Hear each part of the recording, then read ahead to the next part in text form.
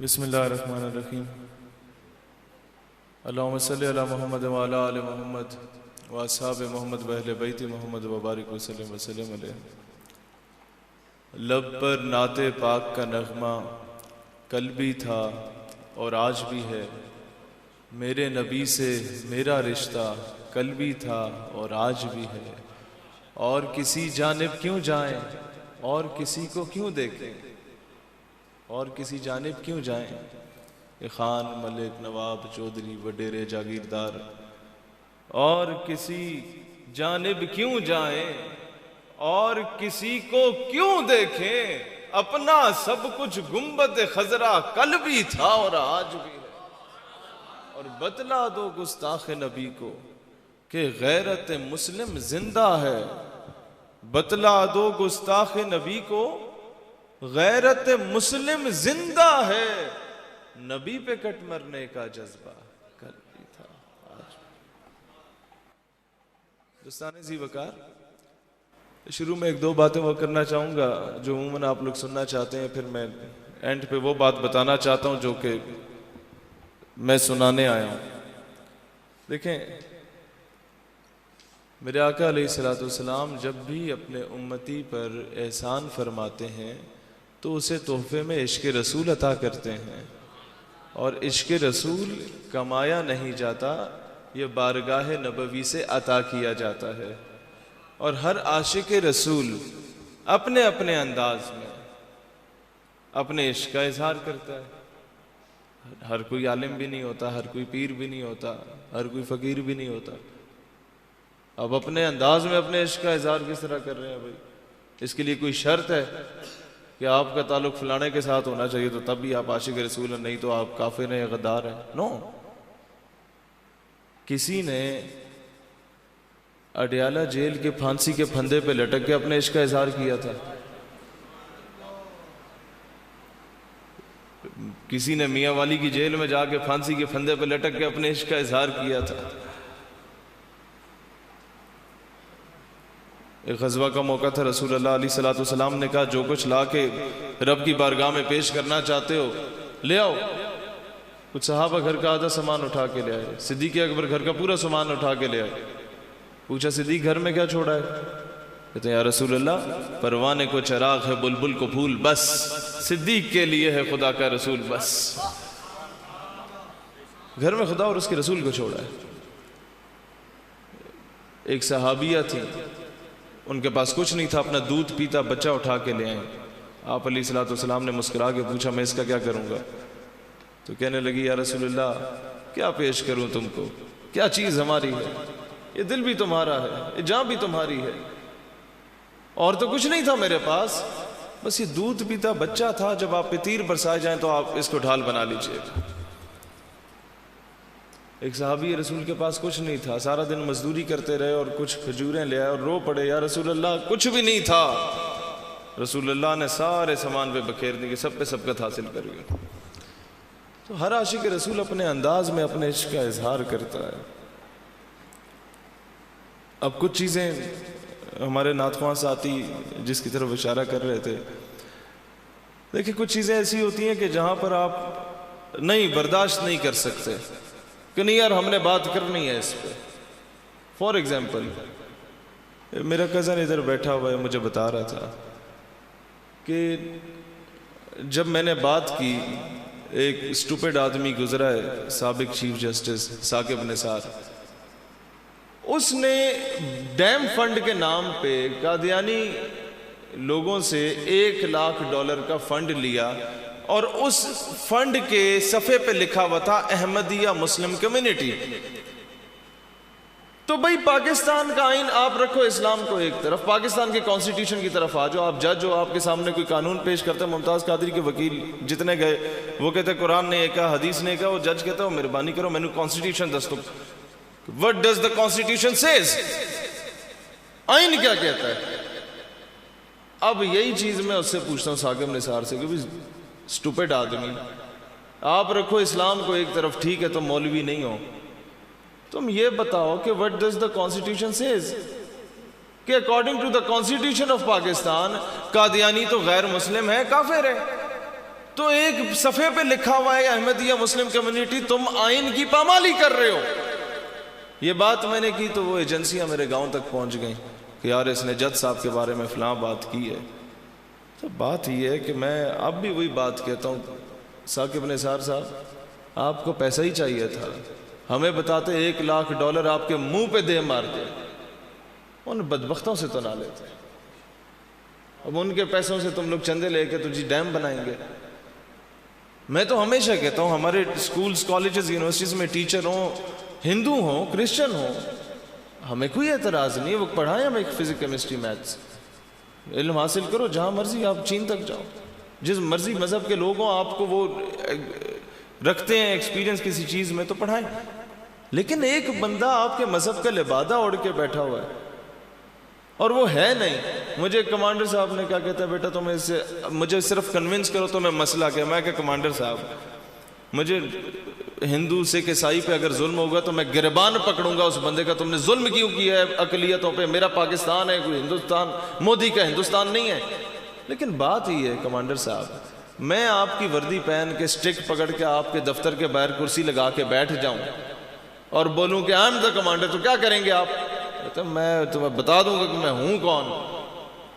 You stupid آدمی, you trying to steal my identity, تو میری شناخت چھیننے کی کوشش کر رہے ہو. میں کہ تو یہ بھی الو کے پٹھے ہماری شناخت چھیننے کی کوشش کر رہے ہیں. آپ سمجھ رہے ہیں, ان کو آپ نے لاجیکلی کنونس کرنا ہے. اور پھر یہ ساری باتیں جب ہم لوگ کرتے ہیں, یونیورسٹی دیکھیں ضیاء الامت رحمت اللہ علیہ کے پاس, پیر کرم شاہ لذری کے پاس جب کوئی ATI کا لڑکا جاتا تھا نا, میں ATI سے شروع کیا, میرے بہت سینئر ہیں کھارا صاحب, اکثر لوگ ہم پہ کہتے ہیں تسی ایجنسیاں دے ایجنٹ, تو میں کہتا ہوں کم از کم کھارا صاحب ادھر موجود ہیں, یہ گواہی دے دیں گے کہ میری داڑھی مونچھ بھی نہیں آئی تھی. 11 سال پہلے سے میں سیدی مرشدی یا نبی کا نعرہ لگا رہا ہوں یونیورسٹیوں کالجز میں جا کے. حضور اسی طرح میں میٹرک میں تھا, 16 سال میری عمر تھی, 2010 کی بات آپ کو بتا رہا ہوں. تو دوستان ذی وقار ضیاء الامت کہتے تھے کہ پنکھے میں 250 ہم خیال کے درمیان بیٹھ کے نعرہ رسالت لگاتے رہنا نا کوئی کمال نہیں ہے, یا ہر کوئی کر سکتا ہے. کالجز اور یونیورسٹیز میں جا کے یہ کام کرنا یہ ذرا مشکل کام ہوتا ہے. تو وہ ATI کے نوجوان آتے تھے تو ضیاء الامت انہیں سینے سے لگا دیتے تھے. تو اکثر ان کے خلفاء نے کہا کہ یہ تو بدماش ہیں, مونچھیں انہوں نے رکھی ہوئی ہیں, کوئی ان کو شریعت کا نہیں پتہ, کوئی ان کو پتہ ہی نہیں اسلام کا, ان کو سینے سے لگا رہے ہیں. ہم آتے ہیں بڑے بڑے جید علماء, آپ یوں مل رہے ہوتے ہیں ہاتھ بیٹھے بیٹھے. انہوں نے کہا یہ بڑا آسان ہے, یہ یونیورسٹیوں میں یہ کام کر رہے ہیں. میں آج جس مقصد کے لیے آپ کے پاس آیا ہوں وہ یہ ہے دوستان ذی وقار, جڑا والا تحصیل فیصل آباد کی, اس کے آگے گنگاپور میرے خیال ہے اس کے ساتھ کوئی گاؤں تھا, وہاں قادیانی کافی رہتے تھے, ان کا ہولڈ ہوتا تھا. تو ختم نبوت کانفرنس تھی, مجھے بلایا گیا, تو رستے میں اسلحے کی نمائش کی قادیانیوں نے.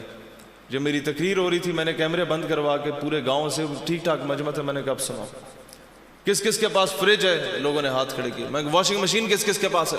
ہاتھ کھڑے کیے. میں نے کہا AC کس کے پاس ہے؟ ہاتھ کھڑے کیے. میں نے کہا بیچ دو اور کلاشنکوف خریدو. اینٹ کا جواب پتھر سے جب تک نہیں دو گے یہ بندے کے پتر نہیں بنیں گے. تو واپسی پہ میں نے کہا اسی روٹ سے جاؤ, روٹ چینج کر کے ڈرائیور نے نہیں جانا, وہیں سے گئے تو بالکل سناٹا تھا. میں آج آپ سے کہتا ہوں فریج AC کولر جس کے پاس ہے اگر بیچنا ہے تو بیچو, اپنے بچوں کو تعلیم دو. اور ہم 70 سالوں سے نعرے لگاتے آ رہے ہیں, کیا کیا ہے ہم لوگوں نے؟ ہم کسے سنائیں گے؟ صلاح الدین ایوبی, نور الدین زنگی, محمد بن قاسم, ٹیپو سلطان. میں نے خود اس پہ کتاب لکھی اور مفت میں 70,000 80,000 کاپیاں تقسیم کی. لیکن اقبال یہیں تو آگے کہتے تھے تو آبا وہ تمہاری مگر تم کیا ہو, ہاتھ پر ہاتھ دھرے منتظر فردہ ہو کے باہر سے کوئی محمد بن قاسم آئے گا, عافیہ صدیقی کو واپس لے آئے گا. مجھ سے نہیں ہوتا جناب. کیوں؟ تو یہ کیسے ہوگا؟ اپنے بچوں کو خدا کا واسطہ ہے آج حلف لیں, حلف کہ میں اپنے بچے کو یونیورسٹی کالج میں پڑھانے کے بعد CSS کا امتحان دلواؤں گا تاکہ وہ اسسٹنٹ کمشنر ڈپٹی کمشنر بنے اور علاقے کی چور بازاری کو بھی ختم کرے, اور کوئی نیکی کا کام ہو تو اس کے لیے 100 قسم کے وہ یہ نہ کہے کہ جناب یہاں ایسی بات نہیں ہوگی تو ویسی بات نہیں ہوگی. ملک تمہارے باپ کا نہیں ہے, یہ ملک ہم لوگوں کے آباء و اجداد کا ہے. میں بتانا چاہتا ہوں کہ جب خواجہ قمر الدین سیالوی رحمۃ اللہ علیہ کو خضر اٹیوانے نے خط لکھا اور کہا کہ جناب یہ بلینک چیک لے لو، اسے فل کرو، سائن کرو، جتنے پیسے چاہیے دینے پیر صاحب چاہ گنو، جناح کا ساتھ نہیں دینا پاکستان بنانے کے لیے۔ خواجہ قمر الدین سیالوی نے وہ چیک جو تھا نا انگیٹھی میں جلا دیا۔ نعرے دا مزہ اس پوری گل دے بعد زیادہ آسی، انگیٹھی میں جلا دیا۔ خضر اٹیوانے نے کہا پیسے تو پیر نہیں مندا، ہن انہوں دھمکاؤ۔ پیر صاحب ہن اگر قائد اعظم سے ساتھ دیتا تو میں کو ود کے کوئی برا نہیں ہوئے گا۔ پیر سیال کیا میں اللہ دے 99 نہ پڑھے جناج خضر اٹیوانے تو نام موجود نہیں۔ اور بھائی ہم ایسی ہستیوں کے یہ ہمارے اکابر ہیں، ہمیں پاکستان سے محبت کا سرٹیفکیٹ کسی کے بوٹ پالش کر کے نہیں چاہیے جس طرح آج حمزہ شہباز یا شہباز شریف کر رہے ہیں اور 3 سال پہلے کوئی اور کر رہا تھا۔ نو، ہم بانی ہیں پاکستان کے۔ میرے صبغت اللہ خان پگاڑا نے سندھ میں سورے بادشاہ نے پھانسی کی سولے پہ پھندے پہ چڑھ گئے تھے، انگریزوں کی غلامی کو تسلیم نہیں کیا تھا۔ بڑی بڑی جاگیروں سے نوازنے کی بات کی گئی، انگریزوں کی غلامی کو پیر سیال نے تسلیم نہیں کیا تھا۔ پیر جماعت علی شاہ جیسی ہستیاں کہتی تھی کہ وہ میرا مرید ہی نہیں ہے، میں اس کا جنازہ ہی نہیں پڑھوں گا جو جناح کا ساتھ نہ دے۔ بانی ہم ہیں پاکستان کے، تو کون؟ میں خامخواہ جی۔ آ جاتے ہیں جناب ہم پرچے کریں گے، کیس کریں گے، کس چیز پہ کریں گے؟ ہم نے آج تک اپنا دفاع کرنا سیکھا ہی کب ہے؟ آل انڈیا مسلم لیگ کے مسلم اسٹوڈنٹ فیڈریشن کا بانی کون تھے؟ مولانا عبدالستار خان نیازی تھے۔ جنرل ضیاء الحق مرحوم، میں ان کی بہت قدر کرتا ہوں۔ اکثر علماء کو اعتراض رہتے ہیں آپ کیوں، لیکن کئی جگہوں پہ ان کی بڑی خدمات بھی تھیں اور بڑے خواجہ قمر الدین سیالوی جیسی ہستیوں کی گاڑی کا دروازہ بھی وہ کھولا کرتا تھا، اور کئی اچھے کام بھی تھے جہاں غلطیاں انسان سے ہوتی ہیں۔ ضیاء الحق کا ADC تھا اور وہ آیا مولانا نیازی کے پاس، تحریک ختم نبوت اور تحریک نظام مصطفیٰ اپنے عروج پہ تھی، اور کہا نیازی صاحب، اب ADC کی عمر یہی ہوتی ہے 30-35 سال، کپتان ہوتے ہیں، بہت ہوتا ہے، میجر ہوتا ہے۔ اس نے کہا مولانا صاحب یہ آپ نے تحریکوں کو بہت زور پہ رکھا ہوا ہے، ایسے ذرا اولا کریں، ملک کے حالات ناساز ہیں۔ آپ مسکرائے، جواب نہیں دیا۔ اس نے کہا مولانا صاحب اب آپ کو میں بتا دوں کہ we are in uniform, we are running the state and you are under the state. میں وردی پائی ہے، میں ریاست نو چلا رہے ہیں تو تسی ریاست دے ماتا ہے، تو میں جس کا ماننے والا ہوں نا مولانا نیازی کا۔ اس نے جواب دیا بیٹا میں نے پتہ ہے تو یونیفارم چ ہے، you are running the state and I am under the state, لیکن اے بھی سن لے کہ I was in uniform when you were in liquid state. میں تاں وردی پائی سی تے پاکستان دا جھنڈا پھڑیا سی جدوں تو پیدا ہی نہیں ہویا سی۔ یہ ہم لوگ، مسئلہ یہ ہے نا کہ آپ کہیں جاتے ہیں، غلطی ہو جاتی ہے بچپن میں آپ سے، غلطی نہیں بھی ہوتی، کوئی شیشہ ٹوٹا ہوتا ہے، بہن بھائی نے توڑا ہوتا ہے، باپ آپ سے کہتا ہے تے توڑے، آپ چپ ہو جاتے ہو ڈر کے مارے، توڑا آپ نے نہیں ہوتا، تو والد صاحب رکھ کے چماٹ دیتے ہیں کہ تم نہیں توڑا ہوگا جو چپ ہو گئے ہو، یعنی کہ خاموشی آدھا اقرار ہوتی ہے۔ تو ہم جو خاموش ہو جاتے ہیں نا، یہ آدھا اقرار ہوتا ہے۔ جج کے پاس پیش کیا گیا مولانا نیازی کو، جج کہتا ہے وہ مولانا میں تمہاری دیکھیے یہ ساری زندگی تمہاری تحریکوں میں گزری ہے، کبھی یہ تحریک تو کبھی وہ تحریک، تو کبھی یہاں دھرنا تو کبھی وہاں جلسہ، کرتے کیا رہے ہو؟ بڑے مسکرا کے بولے کہ بیٹا میری زندگی اگر تحریکوں میں نہ گزرتی نا تو آج تم ایک جج کے منصب پہ نہ بیٹھے ہوتے، کسی تھڑے پہ پکوڑے بیچ رہے ہوتے۔ یہ تھے ہم لوگ۔ تو میں ایک اور چیز یہاں بتانا چاہوں کہ عشق رسول کسی جماعت کا، مسلک کا بھی محتاج نہیں ہوتا، کسی ایک طبقے کا بھی محتاج نہیں ہوتا۔ ہر عاشق رسول اپنے انداز میں عشق کا اظہار کرتا ہے۔ قائد اعظم گئے غازی علم الدین شہید کے پاس، کہا کہ علم الدین تمہیں ایک مرتبہ کہہ دو، جب میں نے گستاخ کو قتل کیا تو تم ہوش میں نہیں تھے، تو میں کوئی نہ کوئی ثبوت شواہد اکٹھے کر کے تمہیں رہا کروا سکتا ہوں۔ علم الدین نے کہا جناب والا زندگی چ پہلا کم کیتا ہے جڑا ہوش چ رہ کے کیتا ہے۔ جج کے پاس گئے، جج کہتا ہے علم الدین تمہیں پتہ تم نے گستاخ کو قتل کر کے قانون ہاتھ میں لیے، تم نے توہین عدالت کی ہے۔ علم الدین کہتا ہے جج صاحب جب آپ سے توہین عدالت برداشت نہیں ہو سکتی تو مسلمان توہین رسالت کیسے برداشت کر سکتا ہے؟ یہ چیزیں سمجھنے کی ہیں، لیکن یہ امپلیمنٹ کب ہوں گی؟ یہ ہماری تقریروں سے نہیں ہوں گی۔ یہ بزرگ بیٹھے ہیں، میں آپ سے کہتا ہوں، نوجوان بیٹھے ہیں، تمہاری ڈیوٹی ہے بچوں، جوانوں، یہ امپلیمنٹ تب ہوگی جب تم کرنل جنرل بنو گے، عشق مصطفیٰ کی تڑپ کو لیتے ہوئے فورسز میں جاؤ گے۔ یہ امپلیمنٹ تب ہوگی جب تم جج بنو گے۔ یہ امپلیمنٹ تب ہوگی جب تم وکیل بنو گے۔ یہ امپلیمنٹ تب ہوگی جب تم ایک اچھے بیوروکریٹ بنو گے۔ نہیں تو بھائی میں بھی نعرے لگا رہا ہوں، ہمارے پیو دادے بھی 70 سال سے نعرے لگا رہے ہیں، تم بھی نعرے لگاتے رہے ساری زندگی، اسلام آئے گا، غالب آئے گا۔ نہیں آئے گا، اس طرح نہیں آتے، سسٹم میں جانا ہوتا ہے۔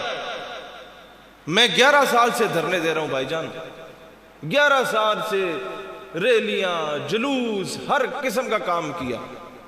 مجھ پر تو یہ پاکستان کا جھنڈا میں نے لگایا ہوا ہے، گھر میں بھی لگا کے پھرتا ہوں، پتہ کیوں؟ اسے میں تعویذ سمجھتا ہوں۔ ایک پاکستان کے جھنڈے کو غور سے دیکھیں تو اس کی نسبت میرے آقا کے گنبد خضرا سے ہے۔ میں اس کو اپنے لیے ایک روحانی چیز سمجھتا ہوں، لیکن اس کے باوجود میرے ملک کا آئی ڈی کارڈ مجھ سے چھین لیا گیا، میری شناخت لے لی گئی، آئیڈینٹی کینسل کر دی گئی پورے 1 سال کے لیے۔ کہ جب میں نے فواد چودھری جیسے لوگوں کو للکارا تھا کہ مسجد وزیر خان کے باہر تم ناچ رہے ہو، تمہارے باپ کا گھر نہیں ہے، اللہ کا گھر ہے، میرا پاسپورٹ سیز کر دیا گیا، ملک کا پیسہ چرا کے تو میں نہیں جا رہا تھا۔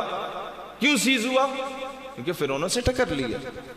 میرا نام 4 شیڈیول میں ڈال دیا گیا، اور آپ کو پتہ ہے جب 4 شیڈیول میں ہوتے ہیں تو اپنے پنڈ سے سامنے والے پنڈ میں بھی آپ نہیں جا سکتے، پولیس کی اجازت کے بغیر، نہیں تو کوئی اور پرچہ۔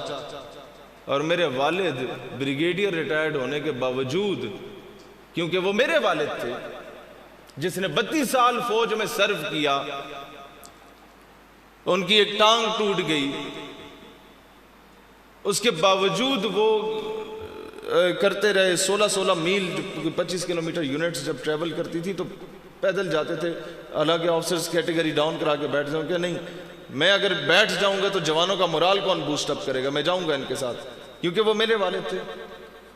تو میرے والد کا بھی بینک اکاؤنٹ اور میرا بھی بینک اکاؤنٹ سب کچھ سیز کر دیا گیا۔ یہ پاکستان کا شہری تو شہیر ہے ہی نہیں، اور اس سے منسلک جتنے لوگ ہیں سب کو اذیت میں ڈالو۔ یہ ساری چیزیں کہنا بہت آسان ہے۔ جیل میں جب مجھے لے کے گئے لاہور سے تو میں اگلے دن واپس آ گیا، میں کہ یار میں عوان ہوں، غازی عباس کی اولاد ہوں، تم جیسے جو 2 ٹکے کے وزیر ہیں مجھے نہیں للکار سکتے۔ انہوں نے پھر دہشت گردی کا کیس بنا کے بھیجا، اور 4 گھنٹے مجھے ٹارچر کرتے رہے۔ یہ دونوں بازوؤں اور گردن کے درمیان میں سریا انہوں نے ڈالا ہوا تھا، اور کہتے رہے آپ جیل میں بیٹھ کے تھانے میں یہ ویڈیو بنائے کہ آج کے بعد نو دھرنا، نو ریلی، نو نتھنگ۔ میں نے کہا بھائی جان بات یہ ہے کہ تکلیف تو مجھے واقعی بہت ہو رہی ہے، کیونکہ میرے دونوں پاؤں اور بائیں بازو میں پہلے سے راڈز ہیں، وہ پلیٹس ڈلی ہوئی ہیں، لیکن یہ ویڈیو میں نہیں بنا سکتا کیونکہ میں سڑکوں پہ نعرے لگاتا ہوں غلامی رسول میں موت بھی قبول ہے۔ اس وقت بڑے بڑے مولوی پیروں نے بنا بھی دی تھی ویڈیوز، کراچی میں بھی، لاہور میں بھی، پنڈی میں بھی کئیوں نے بنائی۔ میں کہ سوری، یہ کام میں یہاں پر جیل میں بیٹھ کے نہیں کر سکتا، کیونکہ جب میں یہ نعرے سڑک پہ لگاتا ہوں اور یہاں پر آ کے میرا بیان آ جائے تو پھر جو عوام ہمیں فالو کرنے والی ہے وہ تو اس کا مورال ہی ڈاؤن ہو جائے گا۔ اسے تو نہیں پتا کہ کندھے پہ سر پہ بندوق رکھ کے ویڈیو بیان بنوایا گیا، وہ تو دیکھیں گے یہ بک گیا۔ میں کہ نو سوری سر، یہ سارا کچھ ہوا۔ والد صاحب کے کورس میٹ تھے جنرل سلیم رضا، اس کی بات مجھے یاد آئی۔ اس نے ایک شادی کے موقع پہ ایک بندے نے کہا سلیم تم نے مجھے یہ بات یاد نہیں کرائی دوبارہ۔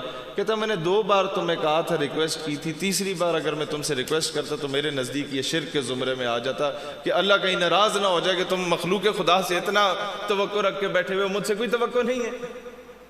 تو وہ راڈ ڈلا ہوا تھا میرے بازو میں، ویسے تو بالکل سن ہو گیا تھا جب گردن اور بازو کے درمیان راڈ تھا۔ میں نے 2 بار اسے ایس ایچ او کو بولا کہ یار یہ راڈ نکال لو، تو اس نے نہیں سنا۔ تیسری بار پھر میں نے نہیں بولا، میں نے کہا یار یہ کہیں اس زمرے میں نہ آنے لگ جائے کہ میں بندے سے توقع لگا کے بیٹھا ہوں، اس کے منتے ترلے کر رہا ہوں۔ پھر میں آئی کیپٹ آن ریسائڈنگ درود شریف، اور ایک مقام ایسا آتا ہے اس میں کہ پھر آپ کو مار پڑ رہی ہوتی ہے اور آپ کو لذت آ رہی ہوتی ہے کہ یار چلو ٹھیک ہے، پڑھ کے سستی کے نام پہ رہی ہے۔ تو دوستان اسی وقار یہ ساری چیزیں کرنے کے بعد ہم لوگوں نے کیا اب میدان عمل میں آنا ہے. اب اپنے بچوں کو CSS کرائیں گے, اپنے بچوں کو ISSB کے امتحانات دلوائیں گے, کرنل جنرل میرے آستانوں کے بچے بنیں گے. AC DC DPO CPO ہمارے تربیت یافتہ لوگ بنیں گے انشاءاللہ تعالی. یہ میں ہر ایک آستان پہ جاؤں گا, میں بولوں گا انہی بزرگوں کے نام پہ یونیورسٹی بناؤ.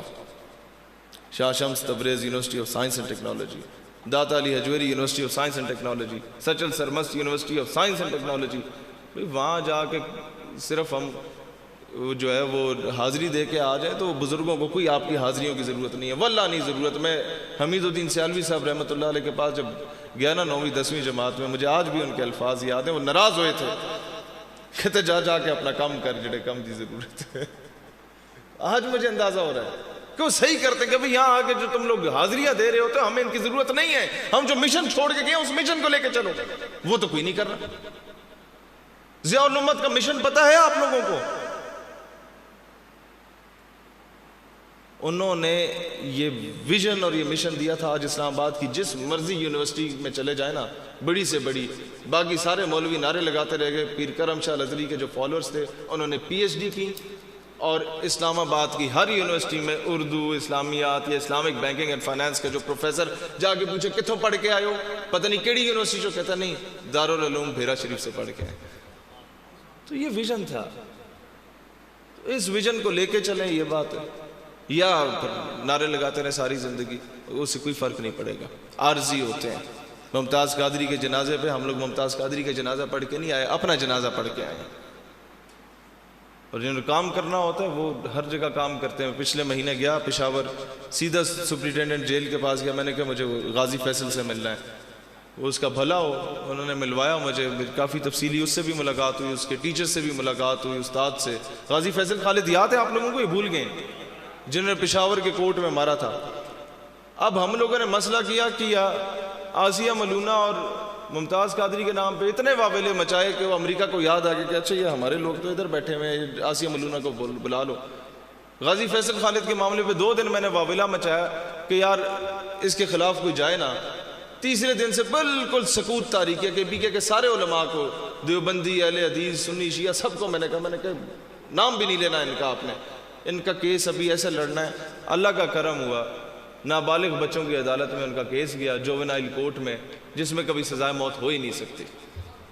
اور اگلے بہت زیادہ سزا ہوتا ہے, 5-10 سال سزا ہوتی ہے. تو حکمت سے کام لینا ہوتا ہے. ہر جگہ پہ صرف اشتہار بازی نہیں ہوتی, حکمت سے. اور حکمت مومن کی میراث ہوتی ہے. یہ چیزیں, 1-2 اور چیزیں شاید میں بیٹھے ہوئے لکھ رہا تھا, میں آپ لوگوں کو وہ بتانا چاہتا ہوں, اس کے بعد آپ لوگوں سے اجازت چاہوں گا.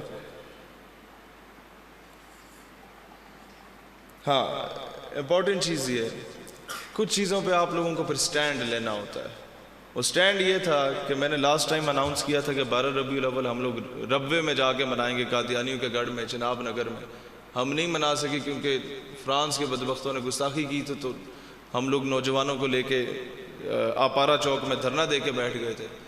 لیکن 7 تاریخ کو, 7 سپتمبر کو آپ کو پتہ ہے یوم ختم نبوت ہوتا ہے, اور اس دن 7 سپتمبر کو 1970 کی دہائی میں, 74 میں غالباً, قادیانیوں کو غیر مسلم کافر ڈکلیئر کیا گیا تھا اسمبلی میں. تو انشاءاللہ تعالی لاکھوں نوجوانوں کا قافلہ پورے ملک سے انشاءاللہ تعالی چناب نگر ربوے میں جا کے ختم نبوت کانفرنس منائے گا انشاءاللہ تعالی. ادھر جا کے تاجدار ختم نبوت زندہ باد کی صدا بلند کرنے کا مزہ ہو رہا ہے. آپ سمجھ رہے ہیں, اسے وہ منی اسرائیل بنا کے بیٹھے ہیں. تو یہ چیزیں, اور اس سے پیغام قادیانیوں کو ہم نے کوئی نہیں دینا. بہت چھوٹے لوگ ہیں, ان کے پیچھے جو بیٹھے ہوئے نا, میں ہمیشہ یہ کہتا ہوں دہشت گرد کو نہ مارو, دہشت گرد کی ماں کو مارو جس کی کوکھ سے دہشت گردی جنم لے رہی ہے, جو ان کو فائنانس کر رہے ہیں.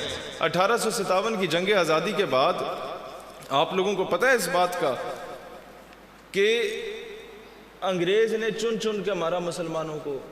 1920 کی تحریک خلافت کے بعد مارا, اور پھر اپنے وفاداروں کو جب برصغیر چھوڑ کے جانے لگا تو انہیں گھوڑوں پہ بٹھا کے دستار پہنا دی کہ اسے دوڑاؤ. وہ دوڑاتے رہے, 84 گاؤں کے مالک بن گئے کہ اتنے گاؤں تم نے طے کیے ہیں, تم اس کے نواب وٹیرے جاگیردار بن گئے. پھر ان کی اولادیں ہم پہ قابض ہو گئی.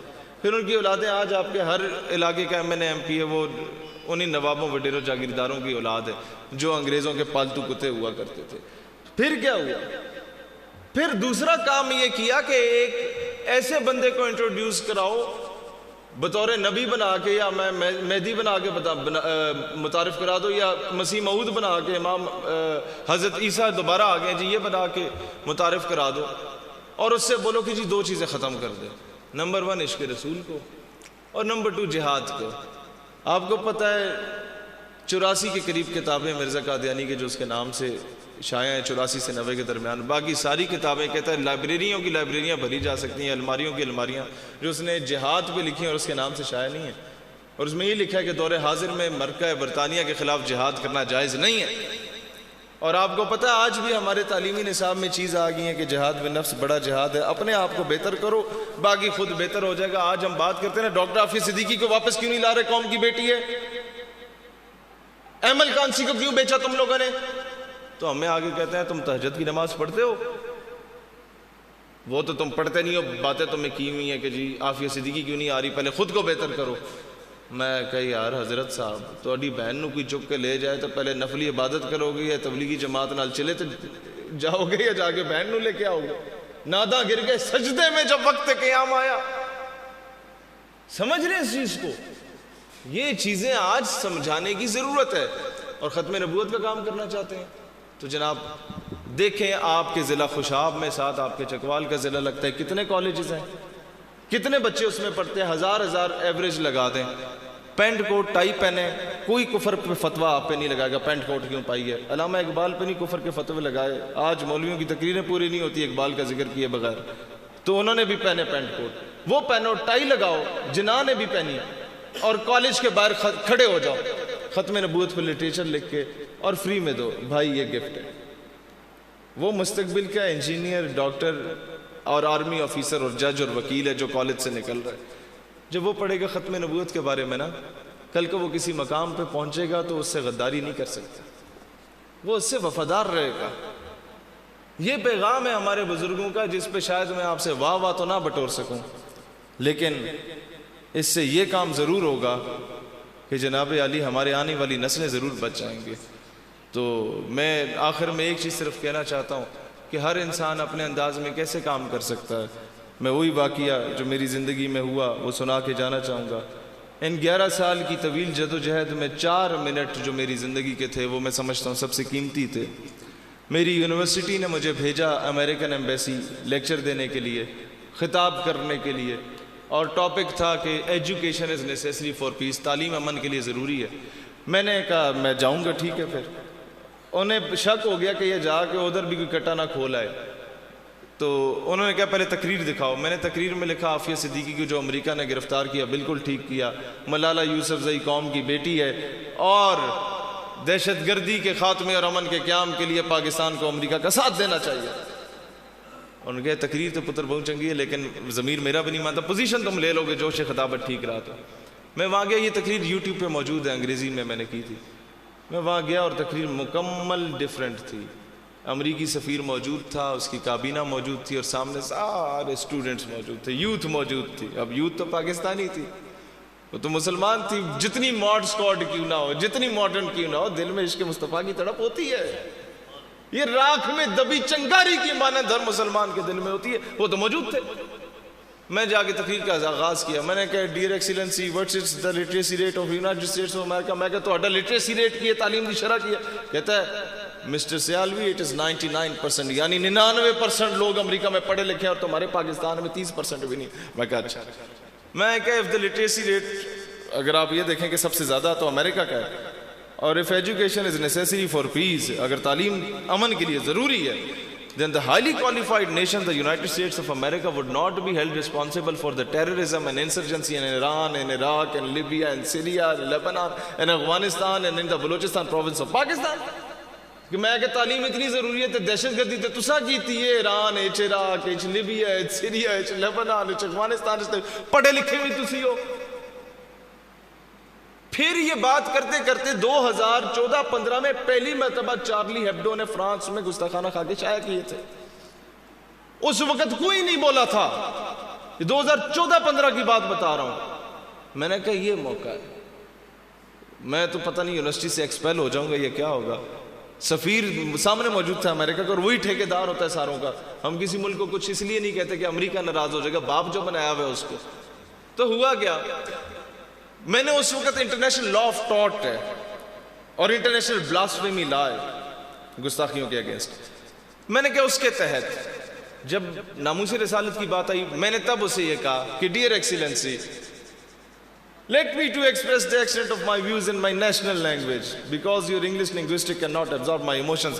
میں نے اپنی قومی زبان سے گل کرن دا موقع دیتا ونجے, کیونکہ معاملہ ناموس رسالت دا تے تہاڈی یہ زبان میرے جذبات دی عکاسی نہیں کر سکتی. تب میں نے شعر پڑھے تھے کہ ہم نے ہر دور میں تقدیس رسالت کے لیے وقت کی تند ہواؤں سے بغاوت کی ہے, چھوڑ کر سلسلہ سیاست کا فسوں فقط ایک نام محمد سے محبت کی ہے. اور اس وقت مجھے پرچی آئی کہ یہ ناراض ہو رہے ہیں, مہربانی فرمائیں. یہ ویڈیو دیکھیے گا وہاں پہ.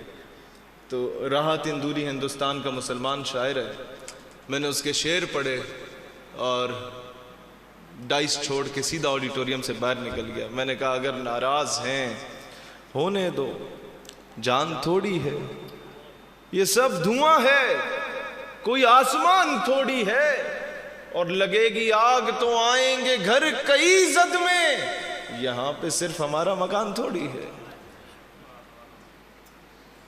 بھئی لگے گی آگ تو آئیں گے گھر کئی زد میں. تم نے آگ لگائی افغانستان میں, تمہیں تمہارے اتحادیوں کو کنہوں نے مار بگایا, جن کے جوتے پھٹے ہوئے ہیں, کپڑوں پہ پیوند ہے, دستاریں گرد آلود ہیں.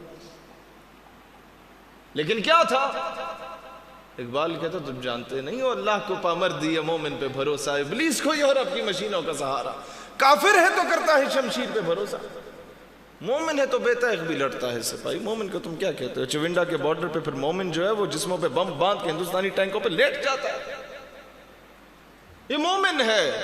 20,000 کے پیچھے کوئی فوجی جا کے شہادت نہیں دیتا ایل او سی پہ. یہ بھول ہے حکام بالا کی. اللہ ہو کی صدا جو ایس ایس جی کے نوجوان لگا کے پھر رہے ہوتے ہیں نا, یہ وہ جذبہ ہے جو جا کے شہادت دیتا ہے.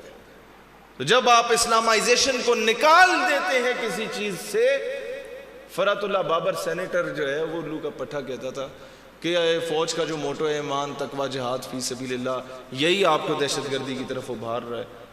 اب بدقسمتی سے میں اس سیمینار میں تھا نہیں تو اسے میں کہتا کہ یار بات سنو, ان فوجیوں کو بولو نعرے تکبیر پہ لگی ہے پابندی اور جاؤ ذرا بارڈر پہ شہادت دینے, مجھے بتاؤ کون جائے گا.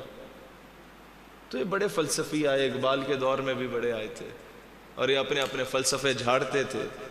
لیکن الحمدللہ ہمیں ایسے ایسے نوجوان اللہ نے عطا کیے کہ ہم نے ان فلسفیوں کا منہ توڑ جواب دیا.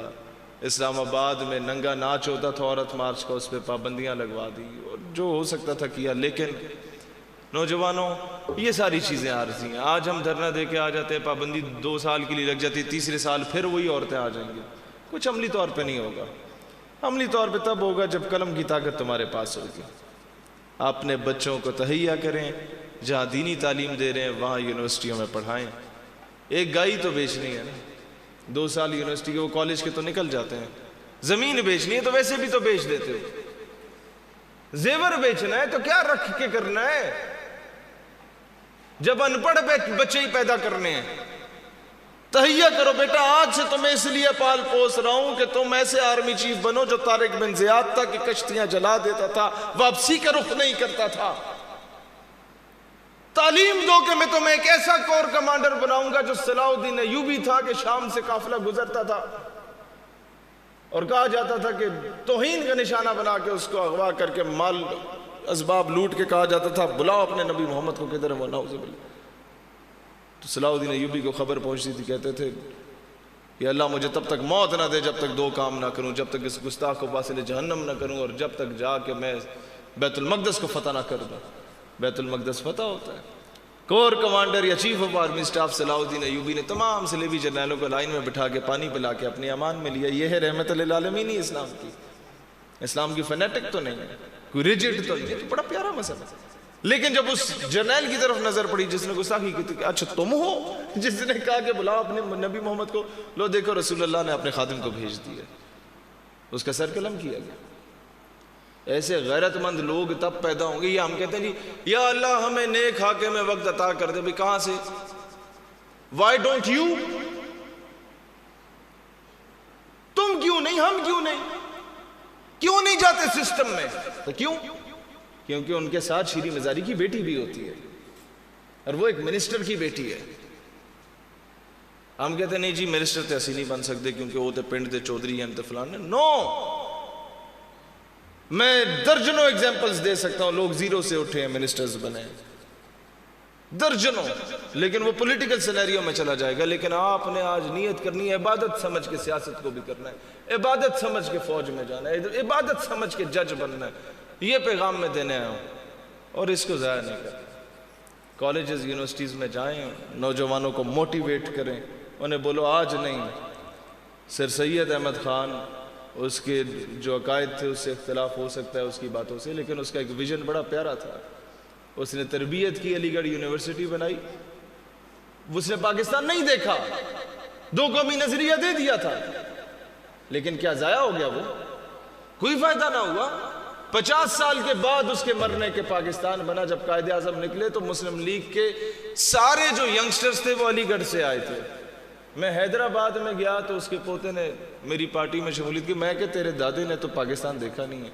تو اس نے ساری زندگی تو ضائع کر دی. کہتا نہیں شہیر صاحب، دادا نے تو نہیں دیکھا، میں نے تو دیکھا نا. تو میں آج آپ سے کہتا ہوں کہ آج جد و جہد کرو.